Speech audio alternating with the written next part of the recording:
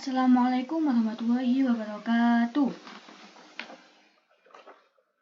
Baik, di sini Miss akan menjelaskan terkait proklamasi kemerdekaan Indonesia. Yang pertama, yaitu peristiwa apa yang terjadi sebelum proklamasi kemerdekaan Indonesia. Yang kedua, apa latar belakang Jepang menyerah kepada sekutu.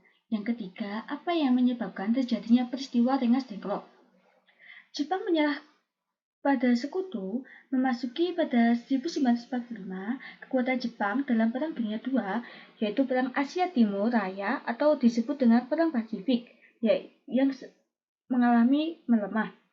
Satu persatu wilayah kekuasaan Jepang di Samudra Pasifik jatuh ke tangan sekutu, sehingga Jepang mengakui kekalahan dalam Perang Pasifik setelah Amerika Serikat menjatuhkan bom atom di kota Hiroshima pada 6 Agustus 1945 dan kota Nagasaki pada 9 Agustus 1945. Akibat yang dijatuhkan pasukan sekutu tersebut, kota Hiroshima dan Nagasaki mengalami kehancuran. Ratusan ribu penduduk Jepang mengalami korban dalam peristiwa tersebut. Pada 14 Agustus 1945, Jepang resmi menyerah tanpa syarat kepada sekutu. Menyerah tanpa syarat Jepang kepada sekutu menandai berakhirnya Perang Dunia II. Untuk mengetahui ini tuh banyak sekali peristiwa-peristiwa yang terjadi. Yang akhirnya yaitu ada juga respon pemuda Indonesia. Setelah Jepang menyerah kepada sekutu, di Indonesia terjadi vacuum of power, yaitu disebut dengan kekosongan kekuasaan. Memasuki Jepang telah menyerah, pasukan sekutu belum tiba di sebagian besar wilayah Indonesia untuk mengambil alih kekuasaan. Jepang pun menyembunyikan berita kekalahannya dari sekutu dengan melakukan pengawasan ketat terhadap stasiun radio di Indonesia. Pada saat itu, Jepang bertugas menjaga kestabilan kondisi Indonesia sampai pasukan sekutu datang mengambil alih kekuasaannya. Meskipun demikian, golongan muda berhasil mengetahui berita kekalahan Jepang secara diam-diam, yaitu dengan melalui siaran radio BBC.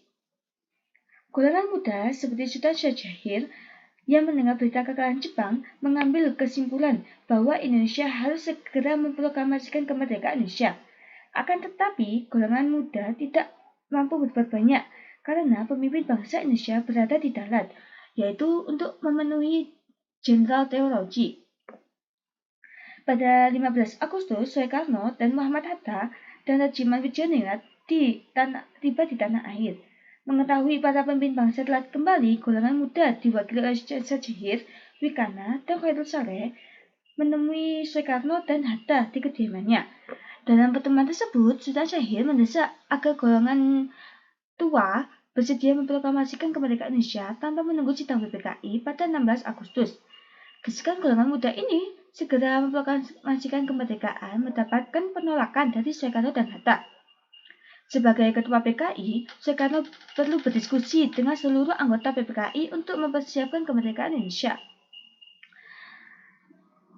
Tetapi golongan muda tidak menyetujui gagasan tersebut.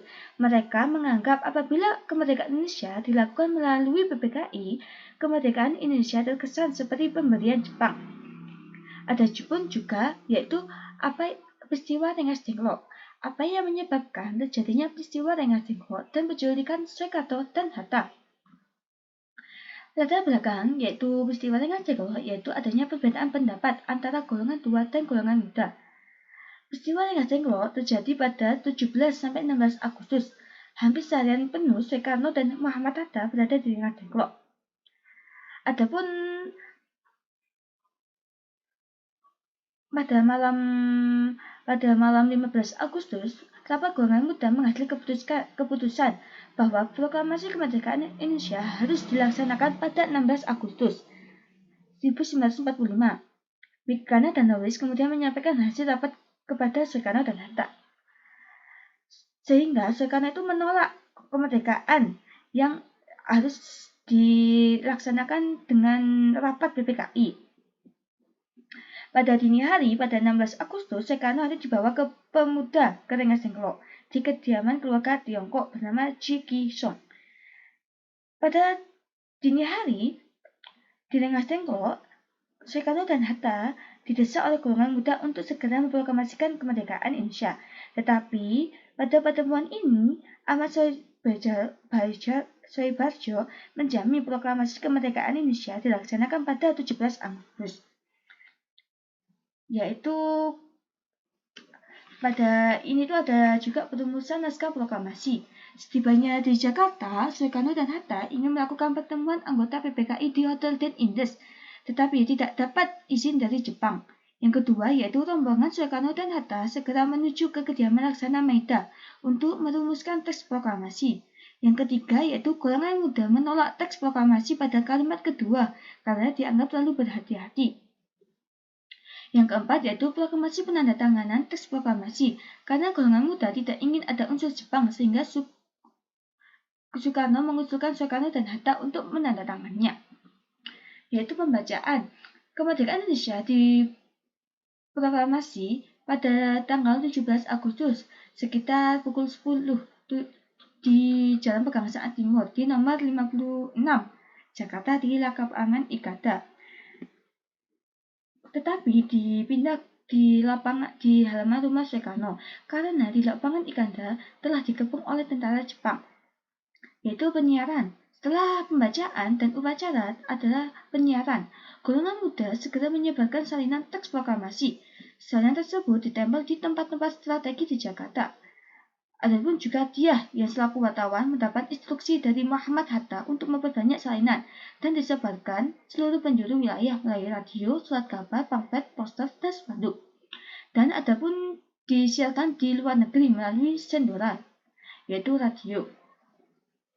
Adapun dukungan, terdapat dukungan rakyat Indonesia yang menyatakan dukungan terhadap kemerdekaan bangsa dalam bentuk rapat raksasa yang bersifat nasional yang diselenggarakan di beberapa kota besar seperti Surabaya, Medan, Sulawesi, Sumatera, dan lain sebagainya. Baik, sekian dari penjelasan Miss. Apabila ada yang belum paham boleh ditanyakan. Terima kasih. Wassalamualaikum warahmatullahi wabarakatuh.